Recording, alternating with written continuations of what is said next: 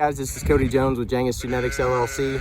Just hanging out with sheep today. It's a little bit rainy, but I thought I'd talk to you for a minute about some do's and don'ts. It's springtime. I'm building fence, getting ready to get back into the growing season, make all that a little easier. And if you're just starting out, or if you've been going for a while, here's some tips. Some things that I wish I knew or did know but didn't follow and wish I had, and I'm working to improve now. Anyway, you'll have to excuse the sheep. They'll settle down a minute. But so when you're building a gate, it's going to be a high traffic area usually, right? You got your tractors going through, your livestock going through, and the easiest thing to do when you're starting out is to buy some rubber insulated stuff and stick a wire down under the ground. What'll happen over time is as your tractor drives over or your livestock wear it out, you're going to get down into that rubber, and then you're going to have a short. So what I've gone to doing is just these electric gates going behind, or my preferred method is making an overhang. I don't have one here yet, but there's lots of different things you can make that out of. PVC is good for a little while. Foam filled pipes like you would use for your regular electric fence, or I've seen fiberglass rods, real tall fiberglass rods.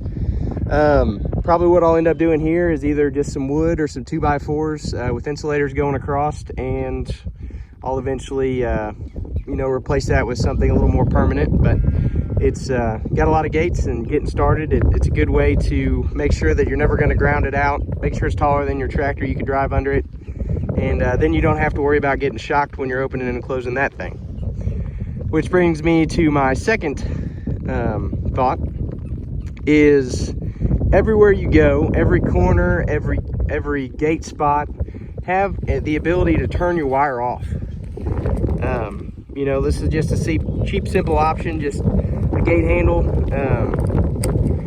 And two things here. One, if you're trying to find a short, you don't have to go all the way back to the start or you can go all the way to the end and just come back and start unhooking wires, and you can find your short real quick.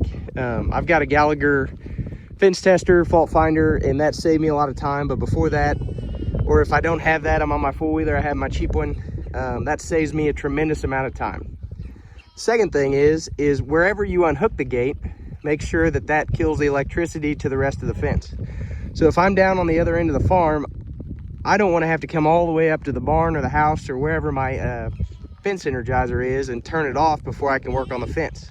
I'm in a hurry, I want to get it done. So what I do is I just unhook this, and that kills 3 miles of fence.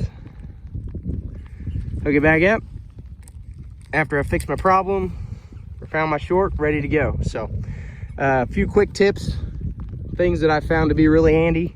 Hope they help you out as you're getting into the growing season again.